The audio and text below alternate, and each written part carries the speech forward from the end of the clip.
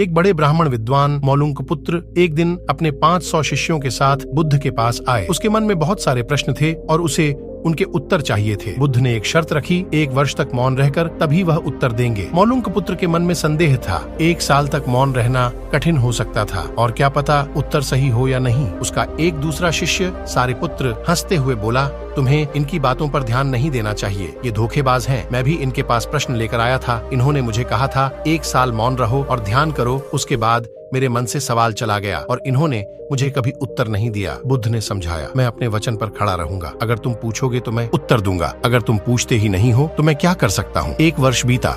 मौलुंक पुत्र ने ध्यान में पूरी तरह से खो दिया। भीतर की बातचीत समाप्त हो गई और उसके मन के प्रश्न भी समाप्त हो गए। उसका वर्ष का इंतजार खत्म हो गया। एक दिन बुद्ध ने कहा, आज तुम्हारे वर्ष का आखिरी दिन है। आज ही को 1 साल पहले तुम यहाँ आए थे और मैंने तुम्हें उत्तर देने का वचन दिया था। अब तुम प्रश्न पूछ सकते हो। मौलुंक पुत्र हंसने लगे और उन्होंने कहा, तुमने मुझे भी धोखा दिया। वह सारिपुत्र सच कह रहा था। अब कोई प्रश्न ही नहीं बचा है। मेरे पास पूछने के लिए कुछ नहीं है। बुद्ध ने समझाया, प्रश्न के अभाव में समस्याओं का अस्तित्व नहीं होता। समस्याएं हमारे मन से होती हैं। अच्छा, हमारे विचारों से उत्पन्न होती है। जब हमारे मन के सारे प्रश्न गायब हो जाते हैं तब हम सच्चे मौन में पहुंचते हैं। इसका मतलब है कि मन की अवस्था तब होती है जब प्रश्न नहीं रहते और उत्तर समाप्त होते हैं। मन के प्रश्न रहित स्थिति ही सबसे उत्तम होती है, जब आपके मन के उत्तरों की कोई आवश्यकता नहीं होती। ध्यान का मकसद होता है प्रश्नों को दूर करना। जब आपके मन की बातचीत रुक जाती है तो आपका मन एक निरंतर मौन की अवस्था में पहुंचता है और उस मौन में सभी उत्तर छिपे होते हैं। यदि आपके मन के प्रश्न गायब हो जाते हैं तो समस्याओं का कोई आवश्यकता नहीं होती। सभी बातें स्पष्ट हो जाती हैं और कोई समस्या बची नहीं रहती। इसके माध्यम से हम सीखते हैं कि जीवन में सुख और समृद्धि के लिए हमें अपने मन की शांति